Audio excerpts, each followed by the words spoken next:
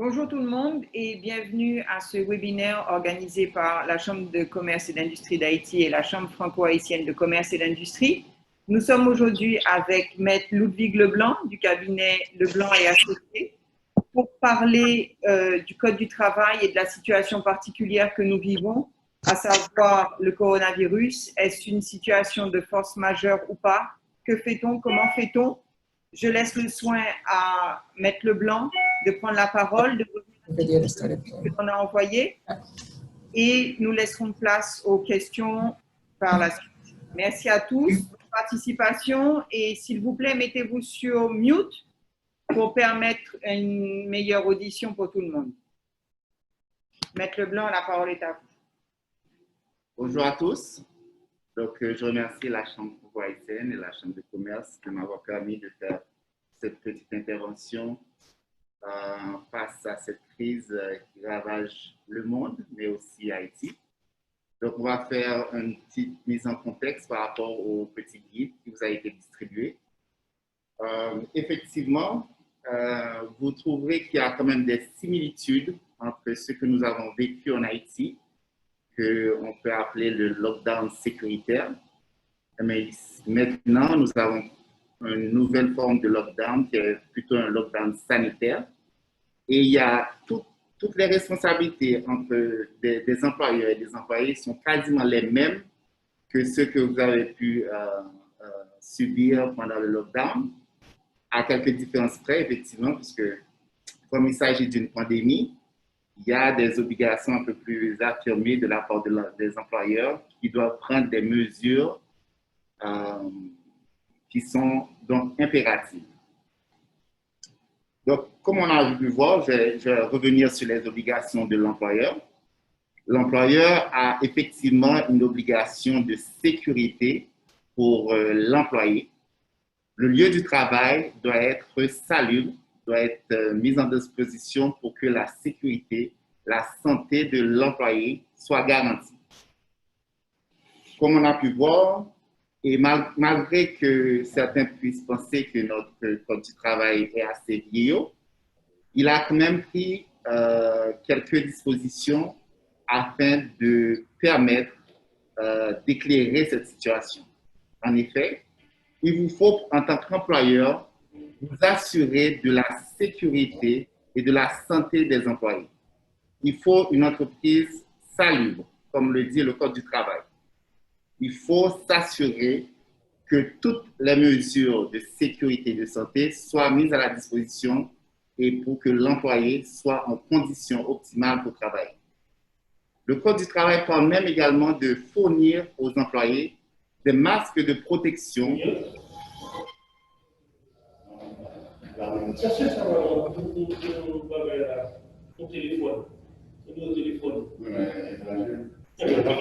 masques de protection pour les organes respiratoires, des lunettes de protection lorsque ça s'avère nécessaire, de fournir des équipements de protection également. Et donc, parmi les recommandations qui ont été prises, effectivement, vous avez la prise de température, la distance sociale, limiter le nombre des employés qui travaillent. C'est donc une obligation de résultat envers les salariés quant aux mesures de sécurité.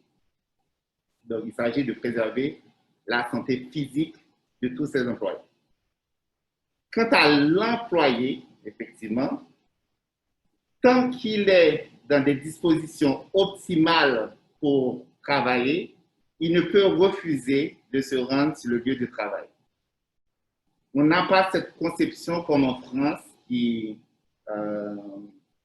qu'on appelle le droit de retrait, où l'employé lui-même, lorsqu'il estime que sa santé, son intégrité physique peut être menacée, il peut refuser de travailler et il est toujours payé et n'est l'objet d'aucune sanction disciplinaire.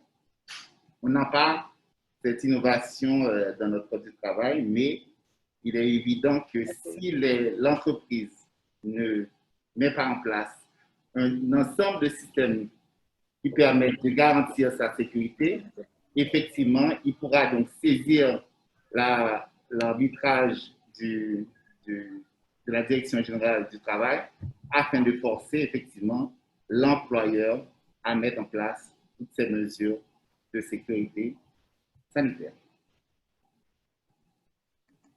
J'aimerais revenir dans ce cas, dans un petit cas qui décrit l'actualité. C'est arrivé en France, où vous avez pu voir que Amazon France a dû fermer ses locaux, car la justice avait estimé que toutes les mesures afin de garantir la santé des employés n'étaient pas garanties.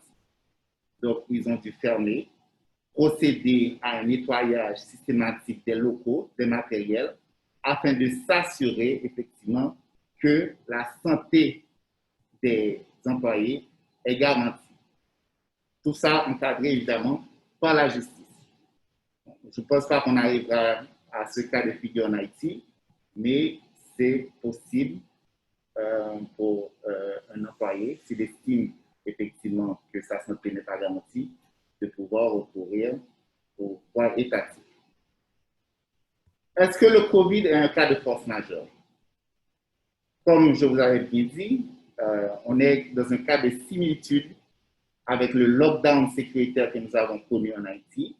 Donc ici, c'est un lockdown sanitaire. Effectivement, c'est un cas de force majeure.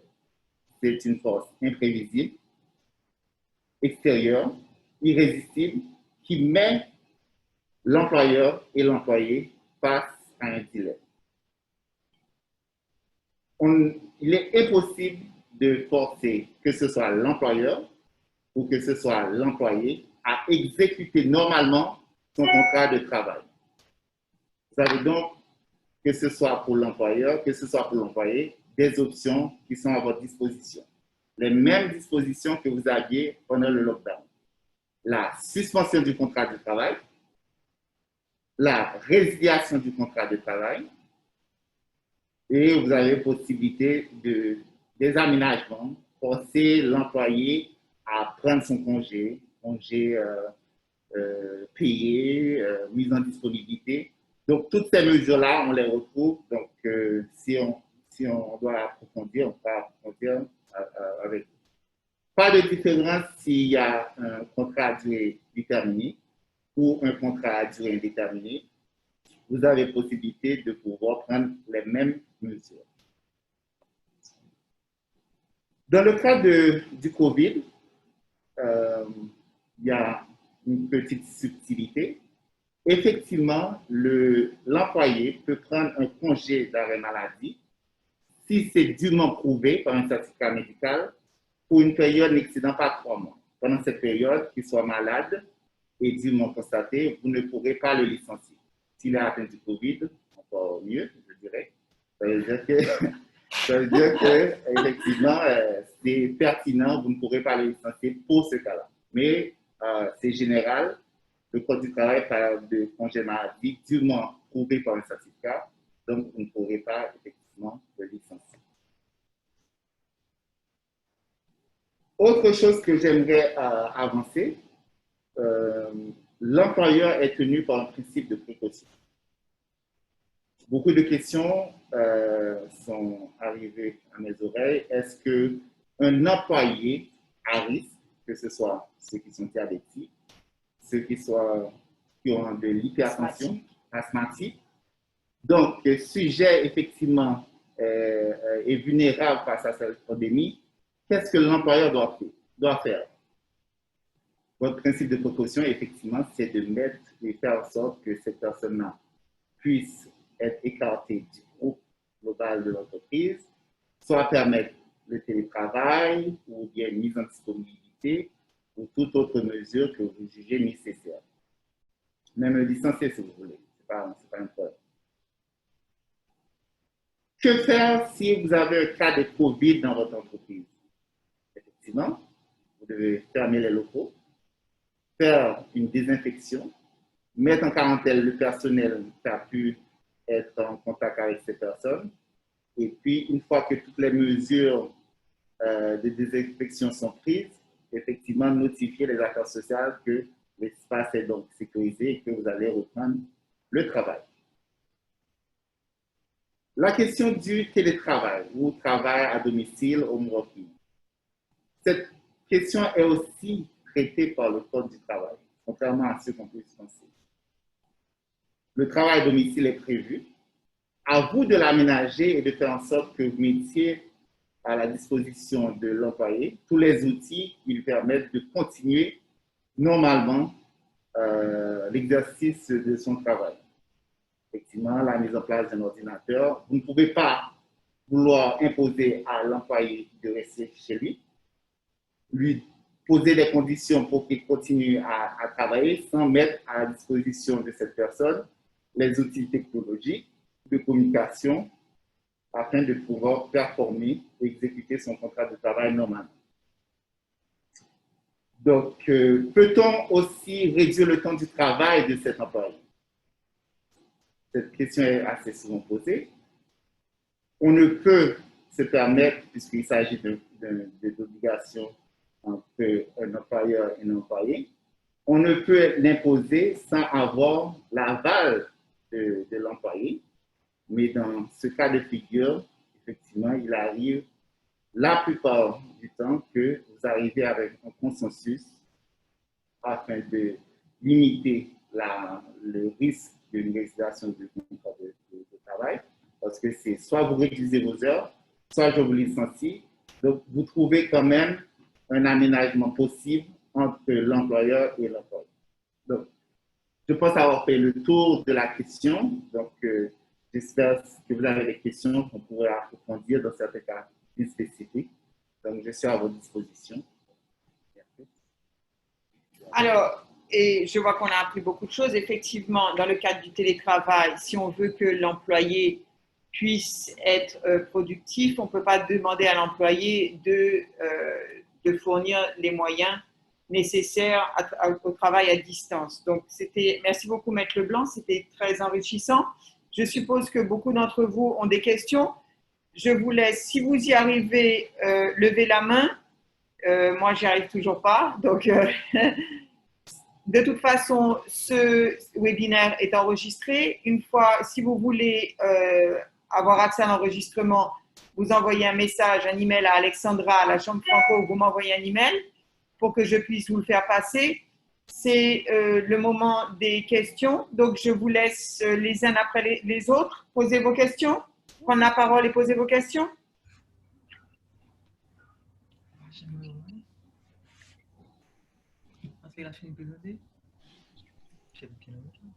Qui est-ce qui parle? On n'entend pas.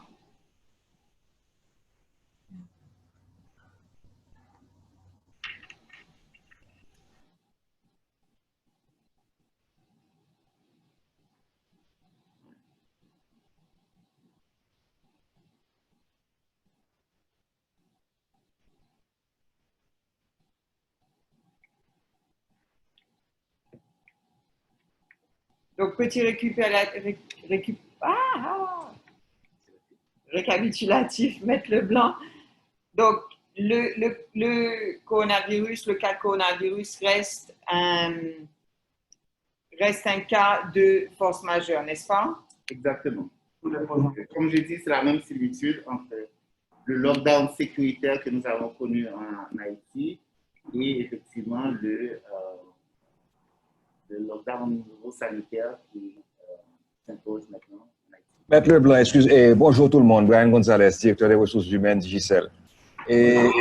Bonjour. Juste une question au niveau de ce cas de force majeure. Normalement, au niveau de cas de force majeure où l'employeur a, allons dire, l'opportunité de déclarer avec le ministère du Travail, la direction du travail et la mise en disponibilité temporaire de ses employés, cause de perte de revenus ou bien d'impossibilité de fonctionnement. Et comme c'est dit dans le Code du travail, le Code du travail n'est pas très spécifique au niveau allons dire, d'une urgence sanitaire. Et quels seront les dispositifs ou bien quelles seront les pièces à évidence à poser qu'il y a effectivement force majeure et pour une entreprise qui pense ou bien qui aimerait mettre une partie de son personnel en disponibilité temporaire. Merci pour la question. Monsieur Gonzalez. Bonjour. et Geneviève Michel. Excusez-moi, Maître Michel, on va laisser Maître Leblanc répondre à Monsieur Gonzalez. Vous prenez la parole ensuite. Il n'y a pas de problème. Merci beaucoup. Merci. Entre-temps, j'ai eu une question sur le chat. Donc, après Monsieur Gonzalez, on répondra à la question qui est arrivée sur le chat et ensuite Maître Michel. Merci beaucoup. Allez-y, Maître Leblanc. Okay. Oui, merci Monsieur Gonzalez pour la réponse.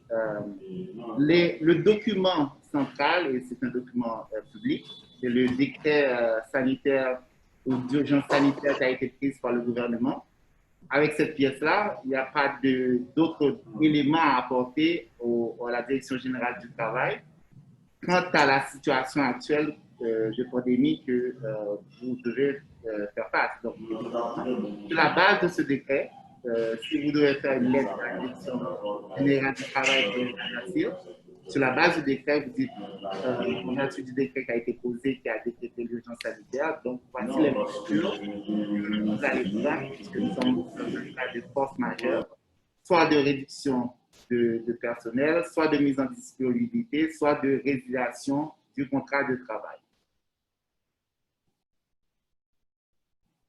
Merci beaucoup, Maître Leblanc. Ça répond à vos questions?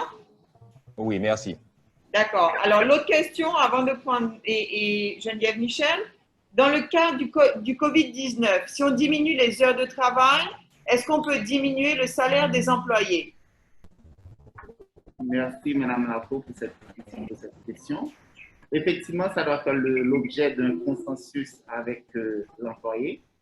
Le Code du travail est très clair à ce sujet-là. On ne peut pas obtenir des avantages pour des heures de travail indues et non effectuées. Qui dit diminution des heures de travail dit une répercussion effectivement sur le salaire. J'ai parlé qu'il fallait un consensus dans cette mesure parce que l'employé est face à un dilemme. L'employeur est en mesure soit de mieux licencier, soit de prendre en compte cette situation et d'adapter cette nouvelle condition de travail.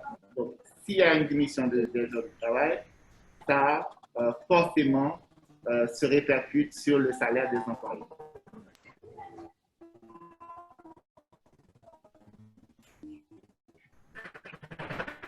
Ça va? Vous avez une autre question? Très bien. Geneviève Michel, on vous écoute. Merci pour votre patience. Il n'y a pas de problème, il n'y a pas de problème. On fait avec. Et merci à tous. Bon, je n'ai pas vraiment, ce n'est pas une question. Je voulais faire un commentaire d'ordre général et je remercie Maître Leblanc pour son exposé qui est très succinct et très précis. De manière générale, je voulais revenir sur ce que nous avons vécu. Ce n'est pas le même cas de force majeure et l'employeur est dans une situation plus confortable, je vais dire, pour entrer à appliquer les dispositions du Code du travail parce que le LOC était un cas de force majeure de facto, on va dire, mais qu'il fallait prouver. Et comme Maître Leblanc l'a dit aujourd'hui, avec l'arrêté, il faut se baser sur l'arrêté gouvernemental qui aujourd'hui reste la référence. Ce qui me permet de revenir sur un point, Maître Leblanc, et vous avez fait la comparaison avec le droit de retrait qui est en France, etc. Un employé ne peut pas refuser de se présenter. Mais sur la base de cet arrêté, est-ce que justement l'employé ne peut pas se référer, de même que l'employeur peut se référer à cet arrêté et faire jouer la suspension temporaire du contrat de travail, est-ce que l'employé ne peut pas également se référer à cet arrêté et dire, ah, voici la disposition que le gouvernement a demandé aux employeurs de mettre en place, par exemple, la distanciation physique, les rotations, etc. Donc, si vous ne mettez pas ça en place, moi, je ne vais pas venir. Donc, même si le droit de retrait n'est pas formellement reconnu par le Code du travail, est-ce que vous ne pensez pas que sur la base de cet arrêté, un employé peut revendiquer certains droits face à son employeur? Tout à fait. Merci, Maître Michel, pour la question. Effectivement, on a survolé ce problème. Je suis tout à fait d'accord avec vous.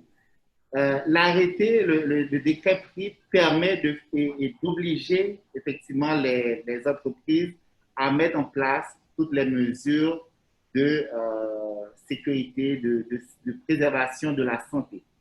À la différence, on n'a pas élaboré, comme dans les différents pays qui sont faits par le ministère du Travail, des mesures strictes de prise en charge et de gestion de cette crise. Effectivement, on a mentionné qu'il fallait prendre la température des employés, il fallait la distanciation sociale. Effectivement, c'est mentionné ou recommandé par le gouvernement haïtien.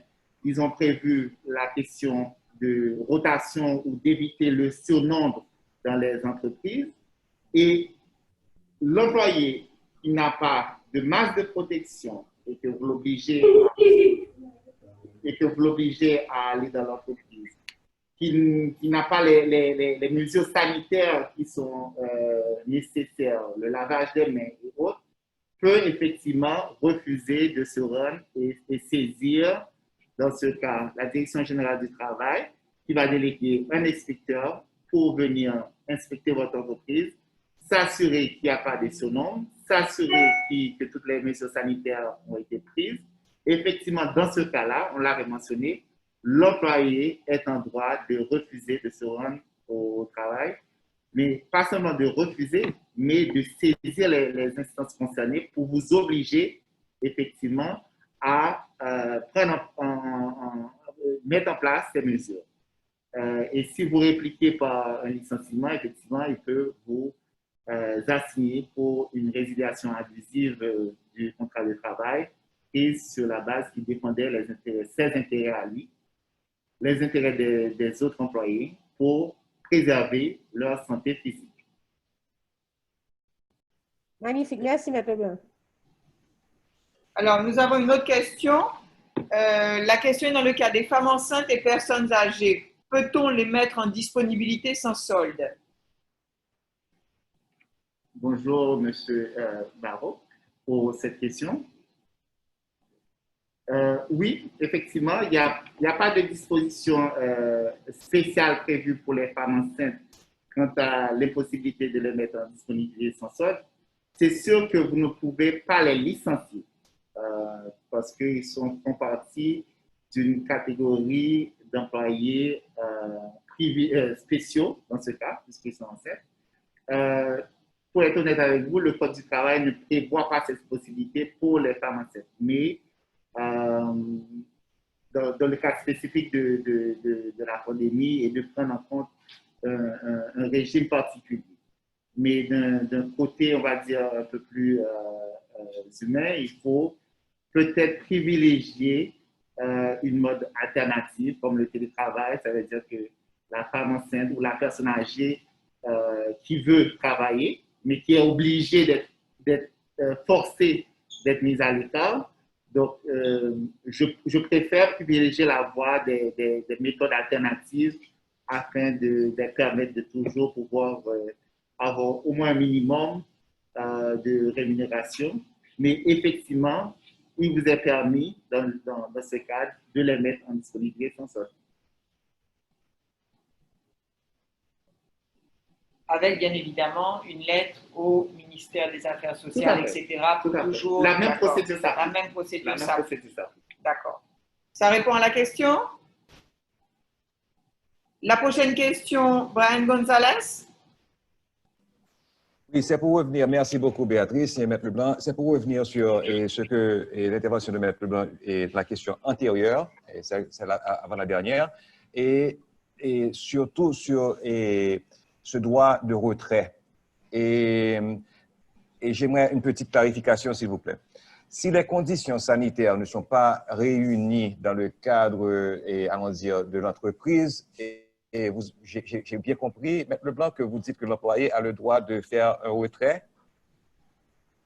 Effectivement, c'est ça.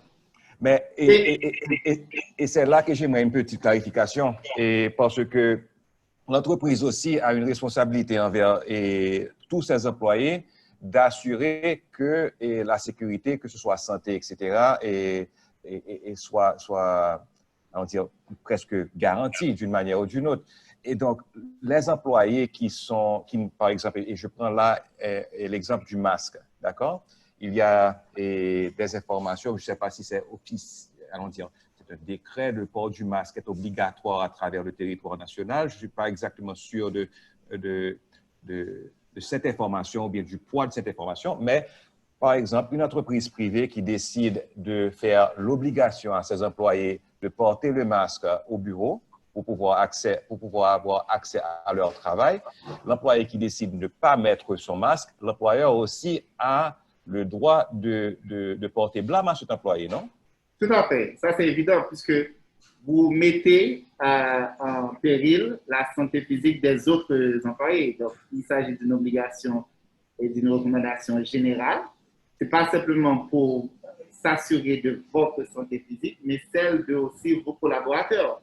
Donc, l'employeur, dans ce cas, effectivement imposer cette mesure à l'employé. Et en cas de refus, effectivement, peut prendre toutes les mesures prévues par le Code du travail, que ce soit suspension, blâme, même la résiliation du contrat de travail, puisqu'il s'agit maintenant d'une faute lourde qui obligerait ou mettrait en danger les autres employés. Donc, effectivement, c'est la possibilité de dire vous pourrez prendre toutes les mesures qui s'imposent. Et je ne vois pas pourquoi un employé refuserait de porter un masque. Bon, c'est là où la question devient un peu plus pointue au niveau de la responsabilité. C'est à qui la responsabilité d'avoir l'achat ou la procuration du masque? L'employeur ou l'employé? Parce que l'employeur peut dire que c'est la responsabilité de l'employé et ça peut être dit vice-versa aussi. Donc, c'est la raison pour laquelle j'ai demandé cette clarification. Et parce que je pense que c'est très, très important. Et au fil du temps, il y a certaines entreprises qui voient que le port du masque devient presque comme... C'est un budget. C'est un budget. Exagéré. Brian, on t'a perdu. La responsabilité de qui? Attends, reprends la phrase parce qu'on t'a perdu. Ça devient la responsabilité de qui? La responsabilité de l'employé ou de l'employeur? Non, effectivement, c'est la responsabilité de l'employeur. C'est même prévu, et j'ai même mentionné ça dans mon intervention, l'employeur est tenu de mettre à la disposition de l'employé des masques pour la protection de ses organes respiratoires. C'est même inscrit dans le Code du travail, effectivement, dans l'article 441.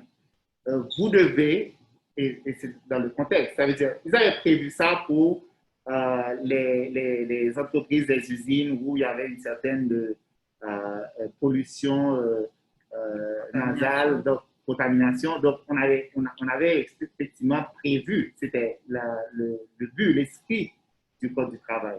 Mais dans ce cas-là, bien particulier, où on vous dit qu'il faut le port du masque pour préserver la santé physique des employeurs, des employés, des institutions ou du lieu du travail. Donc, cette responsabilité incombe à l'employeur qui doit faire en sorte que le lieu du travail ne soit pas pollué, que le lieu du travail permette aux autres employés de disposer d'un lieu de travail salubre. Donc, il convient donc à l'employeur, malgré un budget exagéré, de mettre ces masques de protection ou d'autres alternatives. Effectivement, il y a d'autres entreprises qui prévoient les masques lavables.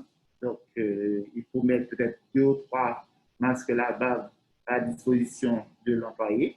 Ça évite effectivement les masques les plus coûteux qui va plomber les coûts directs des employeurs. Éventuellement, Brian, ce qu'on peut faire en tant que chambre de commerce, c'est de voir comment on peut aider nos membres. Une fois que les entreprises textiles, je ne fais pas de promesses, mais je pense à haute voix. Peut-être qu'une fois que les entreprises textiles auront produit le 1 million de masques qu'ils doivent au gouvernement, ce qui est prévu pour normalement mardi prochain si tout va bien, peut-être qu'éventuellement on peut voir et passer des ententes avec certaines usines textiles pour fournir telle entreprise pendant telle semaine, telle entreprise. Peut-être qu'on peut faire un roulement pour que chacun ait accès à un certain nombre de masques lavables et puis effectivement alléger un petit peu votre budget. Peut-être qu'on peut essayer de faire quelque chose comme ça. Merci Béatrice et Maître, merci beaucoup pour l'intervention, mais ce n'est pas nécessairement au niveau du budget, c'est au niveau de la responsabilité. Parce que si le gouvernement demande à la population de mettre un masque quand eux, ils vont faire un déplacement de leur maison, c'est presque comme, Ça devient une je ne obligation sais pas, il y a des lois qui citoyen. disent… Excusez-moi? Ça devient une obligation du citoyen en lui-même. Ça devient pas une forcément obligation du de l'employé. citoyen et pas forcément de l'employeur. Oui, Parce que je peux faire la contrebalance, Maître Leblanc, je peux dire qu'en tant qu'employé, j'arrive au bureau, donc c'est la responsabilité de mon employeur de me fournir ce masque tous les jours.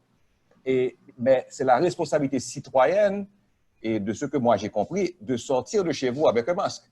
Donc, j'aimerais réellement, je ne sais pas à travers peut-être pas cette intervention aujourd'hui, mais pour pouvoir mettre les garde-fous nécessaires autour de notre nouvelle réalité, d'accord? Et pour que ça soit très clair au niveau de employeur, responsabilité et employé, responsabilité.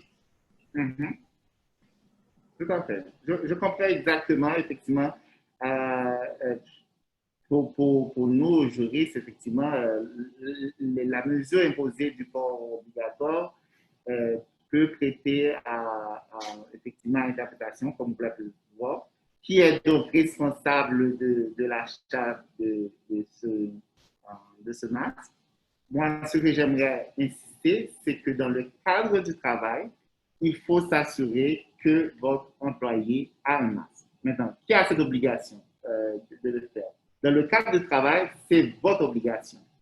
Dans ce qui est extérieur, ce qui passe extérieur, que ce soit entre le fait qu'il quitte sa maison et son travail, vous avez également cette responsabilité, puisque c'est prévu. L'employé est sous la responsabilité de l'employeur entre le moment où il quitte son travail et va chez lui, et au moment où il va chez lui et il se rend au travail. Donc, pour moi, même si ça peut prêter à interprétation, même si effectivement ça peut faire l'objet de nombreux débats où certains diront que ce n'est pas à l'employeur de fournir ça, c'est un geste citoyen, il faut prendre en compte cet autre aspect. Mais pour moi, dans ce cas de figure, c'est très clair, l'employeur doit mettre à disposition de l'employé, lorsqu'il est dans le cadre de son travail, des masques de protection.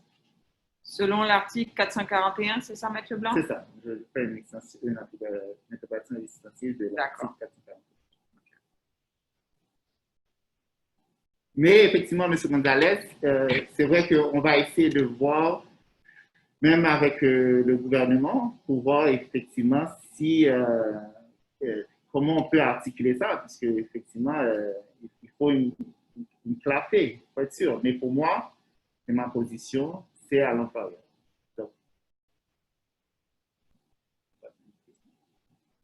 Est-ce que M.